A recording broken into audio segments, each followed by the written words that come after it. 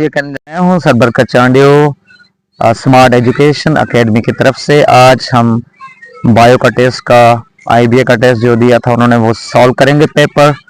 तो चलते हैं बिना ताखीर किए सवालों की तरफ। तो आज सबसे पहला जो यहाँ आपके सामने ये जो सवाल है क्वेश्चन नंबर 1, इसमें पूछा गया है कि CD4 रिसेप्टर जो साइड होती है वो सब में मौजूद होती है एक्सेप्ट कोई एक है जिसमें नहीं होती। तो डियर्स यहाँ पे आप लोगों को पता है CD4 जो है मोस्टली आपको पता है कि अगर हम बात करें यहाँ पे एक प्रिंट यानी मिस्टेक टाइपिंग मिस्टेक है MHC होगा ये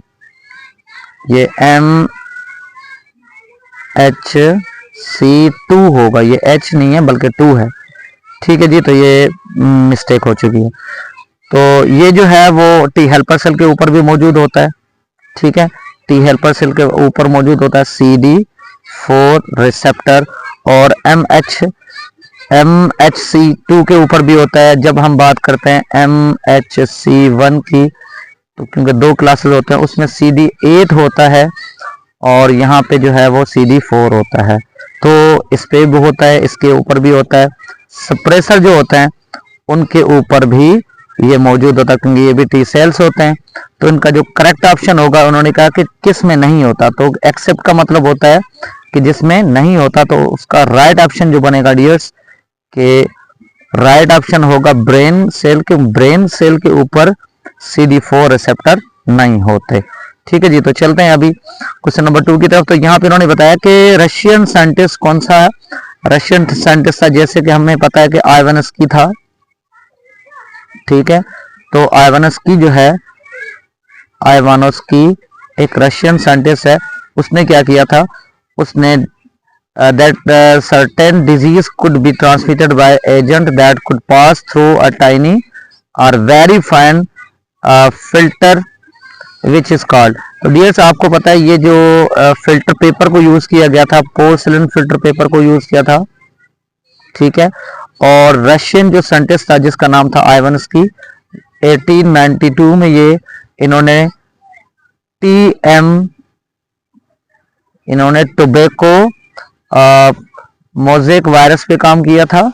ठीक है जी, तो पोर्सिलिन फिल्टर पेपर को यूटिलाइज किया गया था। उन्हीं में से जो पास हुए थे, ये जो पास हुए थे वो वायरसेस पास हो चुके थे क्योंकि ये जो इनके होल थे वो 100 to 100 nm, इनकी जो लीस्ट जो इनकी जो मेजरमेंट थी वो 100 nm थी। और इनके नज़र में यह था कि बैक्टीरिया की वजह से बीमारी होती है, बैक्टीरिया पास नहीं हो सकता, लेकिन उनको उस वक्त नहीं था पता कि वायरस भी कोई चीज़ होती है। तो वायरस जो है वो पास हो चुके, तो राइट ऑप्शन जो होगा वो वायरस होगा। ठीक है जी, तो चलते हैं थर्ड की तरफ। और थर्ड में इन्होंने क्या पूछा है, एग्जाम्पल रिवर्स ट्रांसक्राइबिंग। तो डियर्स रिवर्स ट्रांसक्राइबिंग का मतलब ये होता है कि RNA से DNA का बनना। ठीक है, आमतौर पे रूटीन में क्या होता है जो हम जिसको कहते हैं ट्रांसक्रिप्शन, तो DNA से क्या बनता है, RNA बनता है जिसको हम ट्रांसक्रिप्शन बोलते हैं। तो ये यहाँ पे लिखा हुआ है रिवर्स माना उल्टी ट्रांसक्रिप्शन। तो ये होती किस में है, ये होती है diploid single standard RNA viruses. तो डियर्स ये रिवर्स ट्रांसक्रिप्टेज एंजाइम आपने पढ़ी है कि HIV में मौजूद होती है। ठीक है जी, तो इसमें क्या करना होता है, रिवर्स ट्रांसक्रिप्शन करवानी होती है। तो राइट ऑप्शन जो होगा वो B होगा। ठीक है जी, इनके अलावा डियर्स हम चलते हैं आगे चलते हैं। Viruses are non cellular infectious entities. तो जो ये नॉन सेलुलर एंटिटीज हैं वो क्यों हैं, तो इसका राइट ऑप्शन जो होगा दे काज इन्फेक्शन। तो ये इन्फेक्शन काज करते हैं और ये होस्ट सेल के बगैर नहीं रह पाते, इसलिए इसका राइट ऑप्शन जो होगा वो ये होगा C वाला, क्योंकि they can replicate inside the living cell. तो नॉर्मली आप लोगों को पता है कि ये आर्टिफिशियल मीडियम में भी ग्रो नहीं करते और ये विदाउट होस्ट के भी ग्रो नहीं करते। इसके आपने पढ़े हैं कि होस्ट होते हैं, एक इनका होस्ट जो होता है वो बैक्टीरिया होता है बैक्टीरियोफेज के लिए, दूसरा प्लांट होता है प्लांट वायरस के लिए, और एनिमल होता है एनिमल वायरस के लिए। तो ये होस्ट के बगैर रेप्लिकेशन नहीं करते क्योंकि होस्ट के मशीनरी को यूटिलाइज करते हैं, उनके एंजाइम्स वगैरह को यूटिलाइज करते हैं। तो right option will B C। ठीक है जी। अगर हम क्वेश्चन नंबर 5 की बात करें तो डियर, जब भी हम ग्लाइकोलाइसिस की बात करते हैं, ग्लाइकोलाइसिस की बात करते हैं तो ग्लाइकोलाइसिस ऐसे समझिए कि एक दुकान होता है, दुकान में हम जो पैसे लगाते हैं, कोई सामान वगैरह लगाते हैं उसमें अंदर, तो उसके बाद वो हमें क्या करता है, वो हमें और जो है वो पैसे देता है। हम मतलब ये कि हम एक इन्वेस्ट करते हैं तो वो फिर हमें फीडबैक देता है। तो यहाँ पे हमने पढ़ा था कि क्यों ये इसमें दो एटीपीज जो है यूटिलाइज होते हैं और वो 4 एटीपीज क्या करते हैं, प्रोड्यूस करते हैं। तो मतलब ये कि आप एटीपीज कंज्यूम भी कर रहे हो, यानी उस प्रोसेस को रन करने के लिए, फिर वो आपको बदले में 4 एटीपीज देता भी है, 4 एटीपीज देता है। ठीक है, तो मतलब इसका ऑप्शन जो होगा, राइट ऑप्शन जो होगा वो डी होगा। चलते हैं जी, आगे चलते हैं क्वेश्चन नंबर 6 पे। तो क्वेश्चन नंबर 6 में क्या पूछा जा रहा है कि जब लाइट डिपेंडेंट रिएक्शन, मतलब फोटोसेंस, जब भी लाइट जो है जब भी वाटर पे पड़ती है तो क्या होता है, फोटोलाइसिस होता है। क्या होता है, फोटोलाइसिस प्रोसेस होता है। फोटोलाइसिस प्रोसेस होता है तो क्या होगा, ये वाटर जो है वो स्प्लिट होगा। वाटर कैसे स्प्लिट होगा, ये प्रोटॉन्स में, ठीक है, ये इलेक्ट्रॉन्स प्लस 1/2 ऑक्सीजन में ये क्या करेगा, ये डिवाइड हो जाता है, ब्रेक हो जाता है। तो ये इसका फर्स्ट जो इसका ऑप्शन है वो करेक्ट है। ठीक है, तो ये फर्स्ट वाला जो ऑप्शन है इट विल बी करेक्ट। ठीक है जी।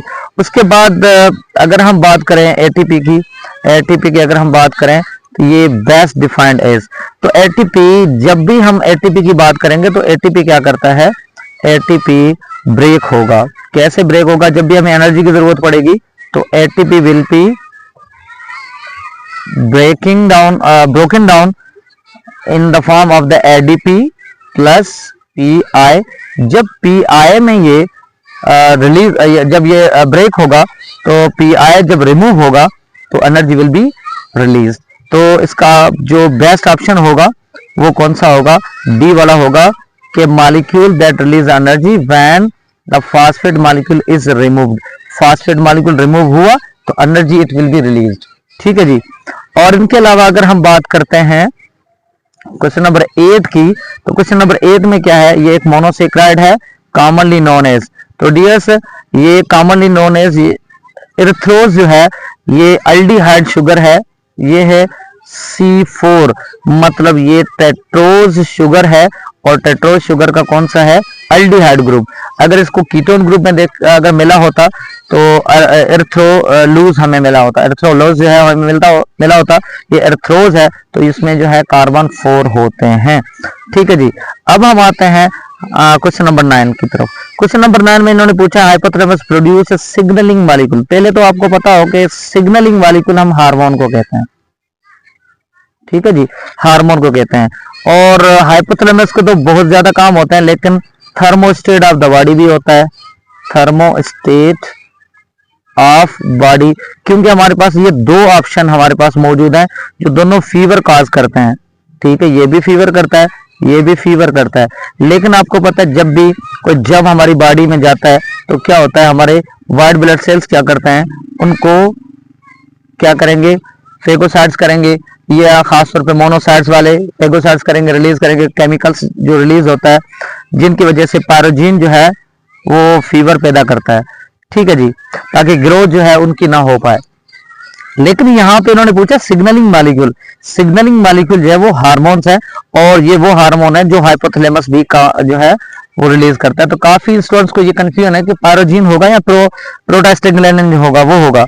तो एक्चुअली ये सिग्नलिंग मॉलिक्यूल भी पूछा जा रहा है। सिग्नलिंग मॉलिक्यूल कोई और चीज नहीं होती, हार्मोन का दूसरा, ऐसा समझे कि उसके नेचर के अकॉर्डिंग उसका जो है वो नाम होता है।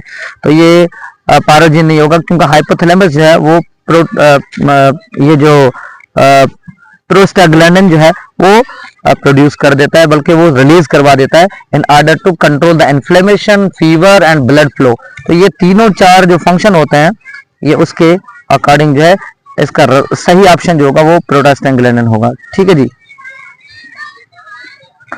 ओके, तो यहाँ पे डियर्स जब भी हम बात करते हैं इस इलेक्ट्रॉन ट्रांसपोर्ट चेन की, तो पहले तो यहाँ पे ये दोनों डबल इन्होंने दिए हैं, NADH दोनों में है। ठीक है, तो यहाँ पे भी एक मिस्टेक है, यहाँ पे एक P आना चाहिए था। और दूसरी बात ये कि यहाँ पे जो ऑप्शन है उनका वो एक्सेप्टर है, तो अल्टीमेटली जो इलेक्ट्रॉन होता है वो इलेक्ट्रॉन ट्रांसपोर्ट चेन में सबसे आखिर में जो आकर किसके साथ जो है एक्सेप्ट होगा, तो ये उनको ऑक्सीजन जाकर उसको एक्सेप्ट करेगा, तो oxygen will be correct option. ठीक है जी। अगर इनकी हम बात करें, इनकी अगर हम बात करें वायरल, तो यहाँ फिर सेम एक्सेप्ट आया है। ठीक है, तो आपको पता है कि ये जो हेपेटाइटिस है वो भी वायरल डिजीज है, और पोलियो भी वायरल डिजीज है, एड्स भी वायरल डिजीज है। लेकिन अगर हम बात करते हैं सिफिलिस, तो ये किस में आएगा, ये आएगा ट्रेपोनेमा, ट्रेपोनेमा पैलेडियम एक बैक्टीरिया होता है, उसकी वजह से सिफिलिस पैदा होता है। तो ये एक बैक्टीरियल डिजीज है, बाकी सारी जो है वो वायरल डिजीज है, तो it will be right option. ठीक है जी। अगर हम बात करते हैं यहाँ पे बात करते हैं इनकी जो property water that is important biological membrane stability, तो मेम्ब्रेन की स्टेबिलिटी के लिए याद कर ले, मेम्ब्रेन को थोड़ा सा मैं उनका थोड़ा सा लुक बना देता हूँ। यहाँ से देखें जरा, ये उनका लुक है। ठीक है, तो ये उनका लुक है। तो अंदर जो है आपको पता है ये कौन सा है पार्ट, नीचे वाला पार्ट है ये लिपिड वाला पार्ट है, नीचे वाला हाइड्रोफोबिक पार्ट है, ऊपर वाला जो हाइड्रोफिलिक होता है। तो आपको पता है ये जब भी पानी के साथ अटैच होता है, क्योंकि ये तो पोलर होते हैं बाय नेचर, वाटर को अट्रैक्ट करते हैं, वो जो फास्फेट वाला एरिया होता है वाटर को अट्रैक्ट करता है, लेकिन अंदर वाला जो पोर्शन होता है वो हाइड्रोफोबिक होता है। हाइड्रोफोबिक का मतलब ये जो है लिपिड वाला है, लिपिड पानी के साथ जो है जब भी रिएक्शन करेगा तो आपस में क्लम्प हो जाएगा, आपस में मिक्स हो जाएगा। जैसे ये आपके फर्स्ट ईयर की बुक में लिखा हुआ है कि वाटर में कि जब ड्रॉपलेट्स ऑयल के अगर पानी के ऊपर डालेंगे तो वो क्लम्पिंग होगी, क्या होगी, वो क्लम्पिंग हो जाएगी। और क्लम्पिंग यहाँ पे क्या होगा, यहाँ पे जब क्लम्पिंग हो जाएगी, तो क्लम्पिंग जब हो जाती है तो वाटर वहां से जा नहीं पाएगा, तो वाटर के साथ इनसोल्युबिलिटी जो है वो पैदा हो जाती है। तो स्टेबिलिटी अगर ये वाटर के साथ रिएक्शन का हो जाता तो आपको पता है फिर तो मेम्ब्रेन का कोई फायदा ही ना होता, फिर तो डिसॉल्व हो जाती। तो इसलिए इसका जो राइट ऑप्शन जो होगा वो होगा हाइड्रोफोबिक एक्सक्लूजन, सी इसका राइट ऑप्शन होगा, क्लम्पिंग की वजह से। ठीक है जी।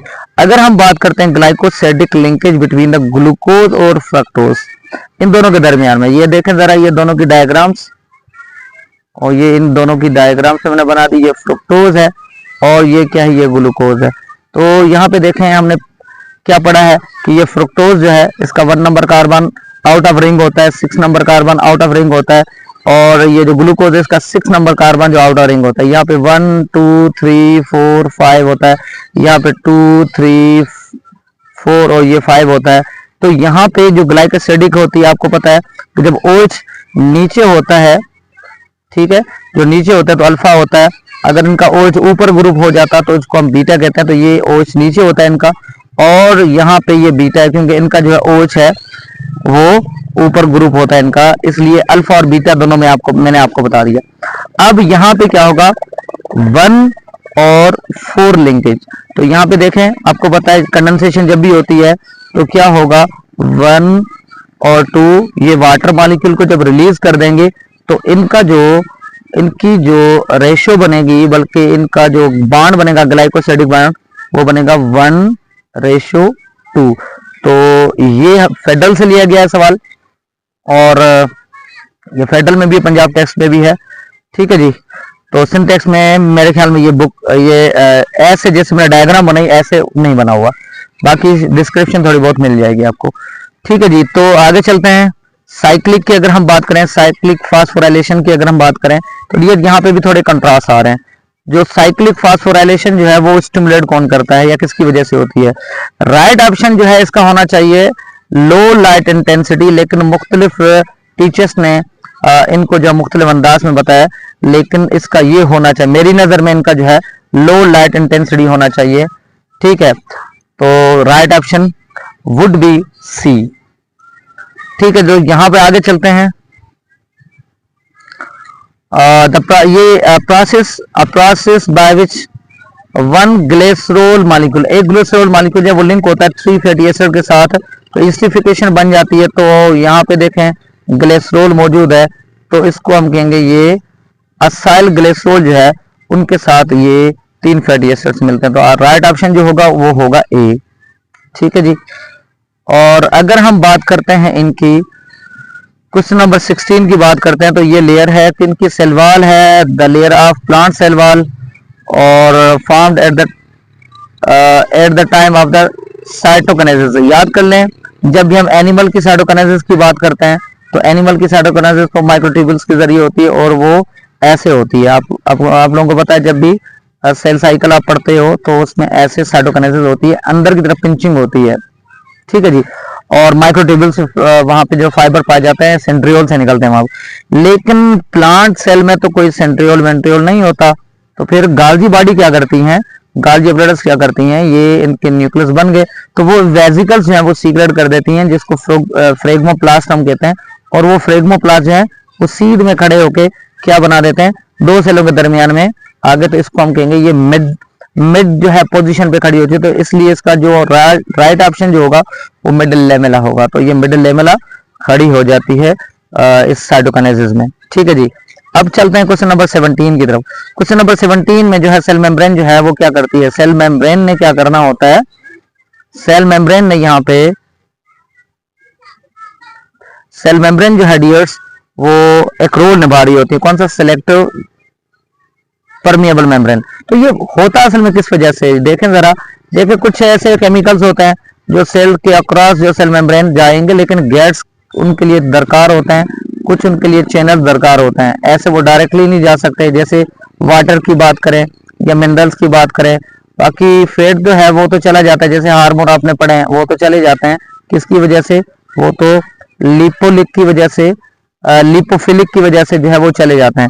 लेकिन बाकी चीजों को जो है दरवाजे चाहिए आने जाने के लिए। तो वो दरवाजे जो होते हैं वो या चैनल प्रोटीन्स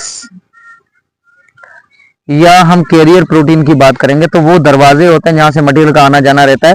तो ये सिलेक्टिवली परमिएबिलिटी जो होती है वो सारी की सारी किसकी वजह से होती है, वो प्रोटीन की वजह से होती है। ठीक है जी।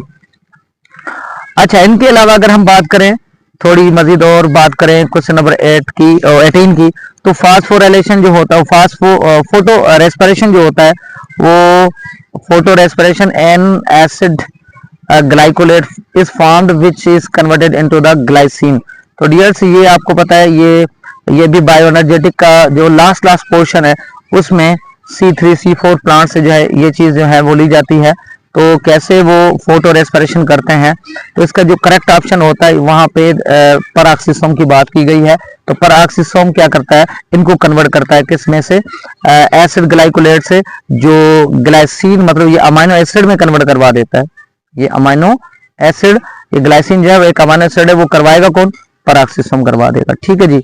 अगर इनकी हम बात करें पल्मोनरी वॉल्यूम की अगर हम बात करते हैं, तो ये डियर पल्मोनरी का मतलब क्या होता है, पल्मोनरी का मतलब होता है लंग्स, याद कर लें।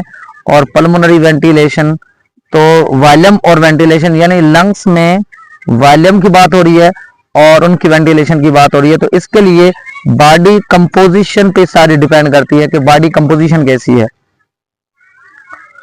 ठीक है जी। तो यहाँ पे अगर हम बात करते हैं क्वेश्चन नंबर 20 की, तो क्वेश्चन नंबर 20 में क्या है, क्वेश्चन नंबर 20 में है the human brain is different from the animal brain due to. पहली बात यह कि जो ह्यूमन का ब्रेन होता है उसमें कन्वोल्यूशंस बहुत ज्यादा होती हैं। ऐसे जो उनका कॉर्टेक्स होता है वो कन्वोल्यूटेड होता है, मतलब वो डेवलप्ड होता है। जितना ज्यादा कन्वोल्यूशन होगा यहाँ पे उतनी ज्यादा जो है वो उतना ज्यादा आईक्यू लेवल होता है और उनकी जो डेवलपमेंट है वो ज्यादा होती है। तो इनका जो कॉर्टेक्स है वो ज्यादा डेवलप्ड होता है दूसरे एनिमल से। तो right option will B D. ठीक है जी। तो चलते हैं आगे डियर, यहां देखें जरा, क्वेश्चन नंबर 21 है who receive the stimuli and conduct the impulses to the cell body. याद करें, हमें पता है कि सेल बॉडी जो है वो सेंट्रल पोजीशन होती है किसकी, न्यूरॉन्स वाले सेल की, जिसमें क्या आता है, जिसमें साइटोप्लाज्म भी आता है, जिसमें क्या आता है, जिसमें न्यूक्लियस भी आता है। तो ये सेल बॉडी, तो सेल बॉडी के बाहर जो है वो ट्री लाइक स्ट्रक्चर जो पाई जाती है, छोटी छोटी जो ट्री लाइक स्ट्रक्चर होती है उसको क्या बोलते हैं, डेंड्राइड बोलते हैं। तो डियर से यहाँ डेंड्राइड से क्या होंगे, वो इंपल्सेस जो है वो सीधा जाते हैं, फिर यहाँ पे आते हैं सेल बॉडी। तो हमेशा रिसीव जो करेगी वो ऐसे नहीं करती, वो बल्कि डेंड्राइड से ही करती है। तो इसका राइट ऑप्शन जो होगा वो डेंड्राइड होगा। ठीक है जी। अगर हम बात करते हैं नर्व्स की, यहाँ nerve impulses arriving at the axon terminal. याद करें ये एक्सोन टर्मिनल होता है। यहाँ से जैसे ही नर्व इम्पल्सेस साइनेप्सिस के लिए जा रहे होते हैं तो इनको इनके साथ जो बाइंड करने के लिए यहाँ से चैनल जो ओपन होते हैं, यहाँ पे मसल्स और न्यूरॉन मसल का जंक्शन होता है, और यहाँ से जो सार्कोप्लाज्मिक रेटिकुलम होते हैं, सार्कोप्लाज्मिक रेटिकुलम, वो क्या करते हैं, वो कैल्शियम के दरवाजे ओपन कर देंगे, चैनल ओपन हो जाएंगे और कैल्शियम जो है वो इंटर हो जाएगी इसमें अंदर, और फिर उसको पुश किया जाएगा और वो फिर वो क्या करेंगे, सिनेप्सिस करते। तो right option will B calcium channel. तो सबसे पहले जो चैनल ओपन होंगे वो कैल्शियम चैनल ओपन होंगे। चलें जी, हम अब आते हैं क्वेश्चन नंबर 23 पे। तो यहाँ पे सबसे फर्स्ट प्रोडक्ट जो है लाइट की, लाइट इंडिपेंडेंट, मतलब ये लाइट इंडिपेंडेंट रिएक्शन जो होता है वो केल्विन साइकिल, याद कर लें। केल्विन साइकिल में अनस्टेबल जो है वो शुगर होती है जिसको स्टेबल किया जाता है। तो स्टेबल किया जाता है तो वो किस में किया जाएगा डियर्स, जब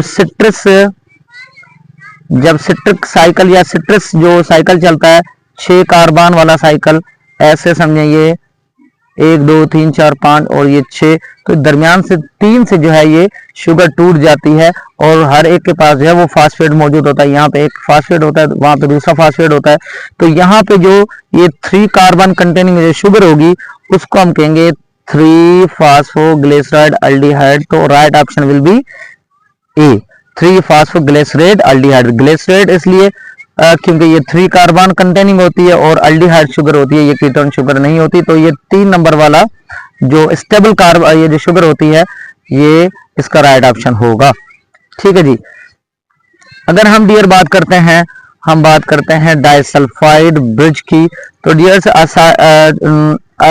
disulphide bridge is found in which biomolecule. तो याद कर ले बायोमॉलिक्यूल किस में होगा। मोस्टली हमने इंसुलिन की बात की या हेमोग्लोबिन की, जब हम बात करते हैं उनकी जो चेन्स होती है ना, चेन्स वो एक दूसरे के ऊपर जो होती हैं वो ओवरलैप करती हैं, मतलब क्या करती हैं, वो ब्रिज बनाती हैं। जैसे कि यहाँ पे एक अमीनो एसिड होता है चेन्स में, सिस्टीन, यहाँ पे भी सिस्टीन। तो सिस्टीन अपने साथ जो है वो सल्फर को बाइंड करता है, यहाँ पे भी सिस्टीन है तो सल्फर। तो ये दोनों जो है सल्फर जो आपस में ये ऐसे एक बॉन्ड बनाएंगे जिसको क्या बोलते हैं, डाइसल्फाइड। तो ऐसे डाइसल्फाइड जो है वो एंटीबॉडीज में भी बनता है, डाइसल्फाइड बॉन्ड होता है, इंसुलिन में भी बनता है, हेमोग्लोबिन में भी बनता है। मतलब ये कि ये प्रोटीन बनता है, ये सारे के सारे जो है वो प्रोटीन्स होते हैं। ये प्रोटीन जो है वो डाइसल्फाइड की वजह से वो क्या होता है, वो एक दूसरे के साथ चेनें जो इनकी होती हैं वो आपस में लिंक करती हैं। ठीक है जी। तो क्वेश्चन नंबर 25 पे चलते हैं। तो यहाँ पे देखें स्पाइनल नर्व की बात की गई, the number of spinal nerves that originate from the spinal cord. तो यहाँ देखें डियर्स, इन्होंने नर्व्स, ये जो नर्व्स पूछी हैं स्पाइनल नर्व्स। आपको पता है कि हमारे जो क्रेनियल नर्व्स होती हैं वो हमारी कितनी होती हैं, हमारी क्रेनियल जो नर्व्स होती हैं वो 12 पेयर होते हैं, मतलब 24 होती हैं। ठीक है, 24 होती हैं। अगर हम बात करें स्पाइनल, तो स्पाइनल की जो नर्व्स होती हैं हमारी वो 31 होती हैं। अगर उनको पेयर की फॉर्म में देखें तो पेयर के फॉर्म में कितनी हो जाएंगी, इसको 2 के साथ मल्टीप्लाई कर लें तो ये होगा 62। तो right option will B D, 62 nerves. ठीक है जी। अब हम आगे चलते हैं। यहाँ पे देखें, ये तो सिंपल सवाल है, which of the following helps long term memory. ये तो मैट्रिक में भी आप लोगों ने पढ़ा है, मैट्रिक में भी ये मौजूद है। लॉन्ग टर्म मेमोरी कौन करता है, सेव कौन करेगा, और इंटर में भी सेम चीज लिखी हुई है। तो इसका राइट ऑप्शन जो होगा वो हिप्पोकैम्पस होगा। ठीक है। अगर हम बात करते हैं 27 की, तो यहाँ 27 जो है the pathway in which water and minerals. तो यहाँ पे कैस्पेरिन स्ट्रिप दिया हुआ है। याद करें ये प्लांट से, ये प्लांट पोर्शन से सवाल लिया गया है फर्स्ट ईयर के, और ऑप्शन जो है वो इंटर के एनिमल पोर्शन यानी जूलॉजी के पोर्शन से दिया गया है। तो इसके ग्रेस मार्क्स मिल चुके हैं, इसका कोई ऑप्शन यहाँ पे बनता ही नहीं है, इसको छोड़ें जरा। अच्छा, इनके अलावा अगर हम बात करते हैं, हम 28 की बात करते हैं, निकोटीन एक क्या है, nicotine stimulate heart rate, blood pressure और मस्कुलर एक्टिविटी। तो पहली बात ये कि जब मस्कुलर एक्टिविटी, ब्लड प्रेशर और हार्ट रेट की बात करेंगे तो मतलब ये कि निकोटीन एक ऐसा केमिकल है, एक ऐसा न्यूरोट्रांसमीटर है जो क्या करेगा, जो एसिटाइलकोलिन को जो है वो स्टिमुलेट करेगा, और वो और एसिटाइलकोलिन जो है वो एक्साइटेटर है। तो इनकी वजह से क्या होगा, एक्साइटेटरी फंक्शन होगा। तो जो रिसेप्टर हमारे होंगे, एसिटाइलकोलिन वाले जो रिसेप्टर होंगे, वो इसके इन्फेक्शन को यानी इसके जो है इफेक्ट को क्या करेंगे, तो उनको इस इफेक्ट को जो है एक्साइटेट करेंगे, और क्या करेंगे, इफेक्ट जो होगा इनका एक्साइटेटरी इफेक्ट, उनकी वजह से हार्ट रेट भी बढ़ जाएगा, ब्लड प्रेशर और मसल एक्टिविटी भी। सिंपली हम बात कर लें, थक जाते हैं, चाय पीते हैं तो क्या होता है, फिर वो चुस्ती हमारी बॉडी में आ जाती है। और आमतौर पे वो लोग जो कुछ ये चीजें लेते हैं तो उनमें निकोटीन जब आ जाता है तो वो क्या करते हैं, उनकी मसल एक्टिविटी जो है वो बढ़ जाती है। तो मसल एक्टिविटी जब भी बढ़ेगी तो हम एसिटाइलकोलिन का जो इफेक्ट होता है वो एक्साइटेड हो जाता है और वो इंक्रीज हो जाता है। तो इसलिए इसका राइट ऑप्शन जो हम लेंगे वो क्या लेंगे, ए। ठीक है जी। तो अगर 29 की अगर हम बात करें तो ये जो है पुरानी बुक से लिया गया सवाल, तो कंप्लीट द लाइफ साइकिल याद रख लें। यहाँ पे इसका करेक्ट ऑप्शन जो है वो लिवर फ्लूक है। लिवर फ्लूक का ताल्लुक होता है प्लेटीहेल्मिंथिस के साथ। ठीक है जी। तो प्लेटीहेल्मिंथिस के दो ग्रुप पाए जाएंगे, एक मोनोजेनिक, मोनो का मतलब होता है वो अपनी कंप्लीट लाइफ साइकिल जो है किसी एक होस्ट में अंदर गुजारता है एज ए एंडोपेरासाइट, और कुछ ऐसे होते हैं जो डायजेनिक होते हैं, मतलब दो होस्ट में अपनी लाइफ साइकिल जो है वो पूरी करने वाले। तो यहाँ पे देखें स्नेल, बोट स्नेल और शीप और मैन। ठीक है। तो यहाँ पे जो है इसको लिवर फ्लूक का नाम देंगे, क्यों, क्योंकि ये डायजेनिक है। क्या ये डायजेनिक, और डायजेनिक का मतलब होता है एक ऐसा पैरासाइट जो किसी भी दो यानी जानदारों में अपनी लाइफ साइकिल को पूरा करे। तो लिवर फ्लूक यहाँ पे आ जाएगा इसका ऑप्शन। ठीक है। और स्नेल की बात करें तो ये कोई पैरासाइट नहीं है, अर्थवर्म भी कोई पैरासाइट नहीं है, टैपवर्म पैरासाइट है, लेकिन वो किसी जो है उसमें शीप में वो अटैक नहीं करता। शीप के लिवर पे जो अटैक करेगा वो लिवर पे करता है, लिवर फ्लूक करता है, और मैन पे जो है ये टैपवर्म करेगा, लेकिन यहाँ पे शीप भी है, मतलब कैटल भी मौजूद है यहाँ पे। ठीक है। तो इसका राइट ऑप्शन जो होगा वो क्या होगा, लिवर फ्लूक होगा। ठीक है जी। तो आगे चलते हैं जरा। और which statement is correct about the cnidarian. तो नाइडेरियंस आपको पता है कि अगर हम बात करते हैं हाइड्रा की बात करते हैं तो यहाँ पे देखें जरा, ये एक हाइड्रा है, ये अपने सबस्ट्रेटम के साथ अटैच है, और इनके अंदर जो है ये गैस्ट्रोवेसल कैविटी होती है, यहाँ इनके जो है टेंटिकल्स मौजूद होते हैं। यहाँ हम बात करते हैं ये जेलीफिश की बात करते हैं, तो जेलीफिश जो है ये इनके अंदर भी क्या होते हैं, ये उनके टेंटिकल्स होते हैं, और टेंटिकल्स में हुक लाइक स्ट्रक्चर होती है जिसको नीडोसिस्ट भी कहते हैं या नीडोब्लास्ट भी कहते हैं या नेमाटोसिस्ट भी कहते हैं। मतलब ये सारे के सारे स्टिंगिंग सेल्स होते हैं, ये शिकार करते हैं, पॉइजन उनका जो है वो सीक्रेट होता है, और वो पैरालाइज करते हैं अपने प्रे को। तो राइट ऑप्शन क्या होगा, ए होगा इनका, they kill the prey with the help of stinging cells. ठीक है जी। और अगर क्वेश्चन नंबर 31 की बात करें, what are the true characteristics of Anthozoa. ठीक है जी। तो एंथोजुआ किसको कहते हैं, तो ये भी प्लेटीहेल्मिंथिस से ताल्लुक रखता है, प्लेटीहेल्मिंथिस से। इस तो जब भी इसकी बात करते हैं एंथोजुआ की, तो एंथोजुआ डियर्स क्या है, थोड़ा सा मैं आपको बता दूं, एंथोजुआ जो है ये भी प्लेटीहेल्मिंथिस से लिया गया है,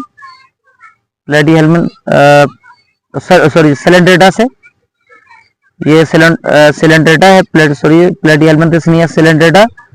और एंथोजुआ का एक ग्रुप है सी एनिमोन, एंथोजुआ जो है वो सी एनिमोन को कहते हैं, ये पूरा ग्रुप है, और इसको हम कहेंगे ये फाइलम सिलेंड्रेटा और नाइडेरिया से ताल्लुक रखता है।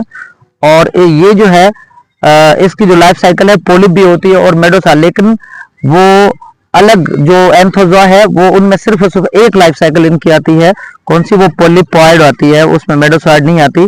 और इनका राइट ऑप्शन जो होगा वो होगा ये मीजोग्लिया, क्योंकि मीजोग्लिया जो है वो जेली लाइक सब इनका जो है मटेरियल होता है, उसमें कोई भी सेलुलर कंटेंट नहीं होता, जिसकी वजह से हम इसको कह सकते हैं कि ये क्या है, नॉन सेलुलर ये होता है। और पॉलीपॉइड का मतलब एक जगह पे फिक्स होता है, इसका और दूसरा कोई मोड नहीं है। ठीक है जी, ठीक है जी। तो अब चलते हैं क्वेश्चन नंबर 32 पे, और 32 पे है common characteristics of Hirudinaria. Hirudinaria जो है ये एनिलिडा का ग्रुप है, फाइलम एनिलिडा, ये भी पुरानी बुक से लिया गया है। और एनिलिडा में क्या होता है, ये ग्रुप है लीच का। ये देखें जरा, ये लीच का ग्रुप है, और इनके जो है होते हैं यहाँ पे सक्कर्स होते हैं, और उनके यहाँ पे सेगमेंट होते हैं, और ये सेगमेंटेड होता है। लेकिन इसमें ऑप्शन जो है वो सीटी पैरापोडिया एब्सेंट और सीटी आर प्रेजेंट पैरापोडिया एब्सेंट, और इसमें क्या होता है ब्लड सक्कर्स आर प्रेजेंट। तो डियर्स यहाँ पे क्या होता है, यहाँ पे सक्कर्स होते हैं, इसके ये वाला सक्कर वाला एरिया है, और इसमें कोई पैरापोडिया या सीटी नहीं होती। तो इसका जो राइट ऑप्शन बनेगा वो बनेगा 1 और 3। ये जो सीटी होती है वो फ्लेक्सिबिलिटी पैदा करेगी, पैरापोडिया जो वो मूवमेंट में जो है वो हेल्प करती है। लेकिन ये दोनों जो है, पैरापोडिया जो नेरिस में पाई जाती है, और सीटी जो है मोस्टली जो सीटी पाई जाती है वो पाई जाती है अर्थवर्म में। ठीक है, तो उनकी फ्लेक्सिबिलिटी पैदा करती है। तो पैरापोडिया अर्थवर्म में भी नहीं होते। तो ये इनका जो है राइट ऑप्शन जो है वो ये लीच का जो है वो क्या होगा, बी होगा। ठीक है जी। अगर हम बात करते हैं, यहाँ पे देखें जरा, अगर हम बात करते हैं फ्लैट वर्म्स की, तो फ्लैट वर्म वही है, फ्लैट वर्म मतलब प्लेटिहेल्मिन्थिस। ठीक है, तो ये प्लेटिहेल्मिन्थिस की बात हो रही है, प्लेटिहेल्मिन्थिस की बात हो रही है। क्या है, दैट एंडोपेरासाइट्स ऑफ ह्यूमन, ह्यूमन के एंडोपेरासाइट होते हैं। तो इसका जो मेजर आंसर है वो है टेनिया। टेनिया जो है टेनिया जो है वो टेनिया सेगिनेटा और ये टेनिया सोलिनियम, दो इसके बड़े मशहूर ग्रुप हैं।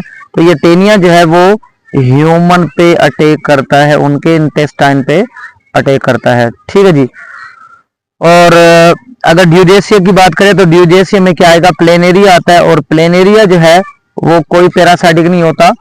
और अगर फिस्कुला हेपेटिका की बात करते हैं तो ये लिवर फ्लू का है, वो कैटल पे, शीप पे जो है मोस्टली अटैक करता है, और ह्यूमन पे जो ज्यादा अटैक करेगा वो टेनिया करता है। और हाइड्रा है ये ह्यूमन पे अटैक नहीं करता, और ये इनका जो है ये पैरासाइट नहीं है, ये एंडोपैरासाइट नहीं होता। ठीक है जी। तो आगे चलते हैं डियर्स, क्वेश्चन नंबर 34 पे चलते हैं। ये स्टेटमेंट देखें, एंजाइम जो है वो एसेंशियल होती है लॉक एंड की हाइपोथेसिस। तो लॉक एंड की का मतलब होता है कि भाई इनकी जो शेप है एक दूसरे के साथ कंप्लीमेंट्री हो।